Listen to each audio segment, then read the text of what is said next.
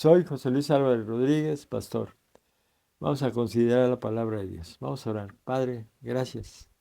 Gracias por permitir escuchar tu bendita palabra y que tenemos esa libertad hasta hoy todavía. En el nombre de Cristo Jesús. Amén. Vamos a Génesis capítulo 18, el futuro del mundo predicho, parte 2. Vamos a leer primera de Juan 1, 14. Y aquel verbo fue hecho carne y habitó entre nosotros y vimos su gloria, gloria como del unigénito del Padre, lleno de gracia y de verdad. ¿Satanás es capaz de leer nuestros pensamientos? No. Si Satanás pudiera leer nuestros pensamientos, les hubiera revelado a los adivinos el sueño que Dios le había dado a Nabucodonosor. Dios prohíbe esas prácticas y lo vemos en Deuteronomio 18, 9 al 12. No consultar a los muertos, adivinos, hechiceros, etc. Dios prohíbe estas prácticas porque son abominación. Daniel 2:10. No hay hombre en la tierra que pueda declarar el sueño al rey, le dijeron los adivinos. Daniel 2:11. Los dioses falsos ocultan la verdad, pero Dios, nuestro Dios, siempre nos dice la verdad en su palabra. En Juan 1:14, Dios habitó entre nosotros, se despojó de su gloria y vino a habitar al planeta Tierra y estuvo entre nosotros. Dios revela su verdad a través de su Hijo Jesucristo, que se hizo carne. Los dioses paganos no revelan la verdad para que seas esclavo de ellos. Y Satanás dijo, voy a matar a Daniel y a los 3 jóvenes, porque le iban a causar muchos problemas. Obviamente no lo pudo hacer. En el capítulo 2, Satanás influye en Nabucodonosor para matarlos. Vemos a Dios y a Satanás moviendo las piezas de la historia del hombre, y Satanás no puede matarlos. Daniel 2:17 al 19. Daniel consulta a Dios para que le revelara el sueño a través de la oración. Amos 3:7. Jehová no hará nada sin mostrar a sus profetas. Daniel y los 3 jóvenes se hacían famosos como hijos de Dios. Ahí en Isaías 46, 9 al 10, Dios sabe el pasado, el presente y el futuro. Dios mueve sus fichas de la historia y Satanás mueve sus fichas.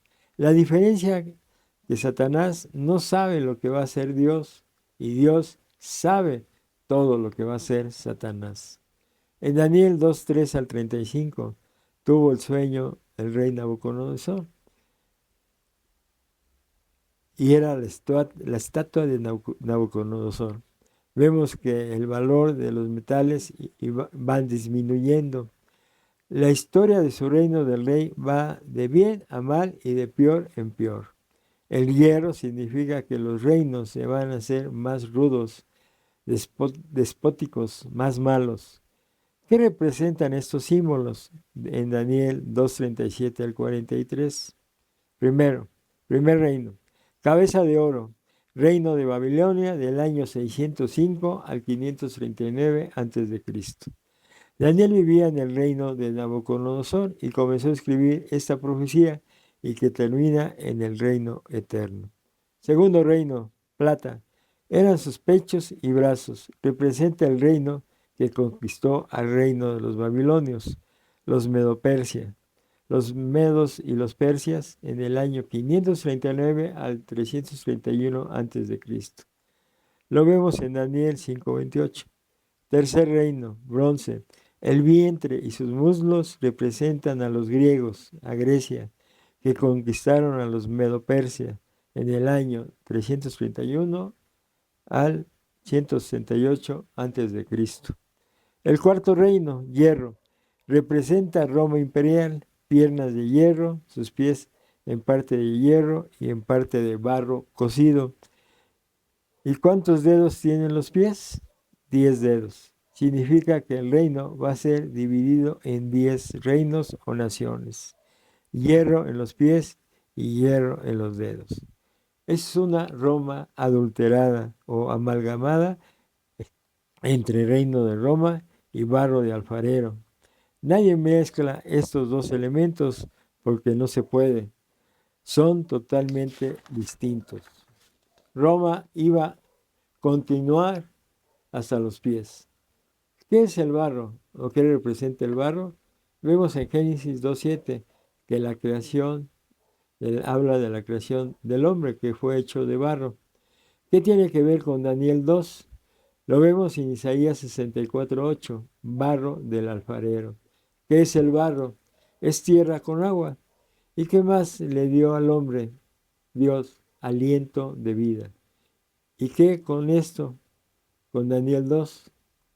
Jeremías 18, del 1 al 6, lo que hizo Dios con el hombre es un símbolo, lo que Dios hizo con el pueblo judío, que era su iglesia. Lo llevó a Babilonia y después lo trajo nuevamente a casa del alfarero, Jerusalén. Y es lo mismo que hace con su iglesia de esclavos a siervos, a hijos de Dios. Tenemos que estudiar la Biblia para que no seamos engañados por los falsos pastores, los falsos profetas y los falsos maestros.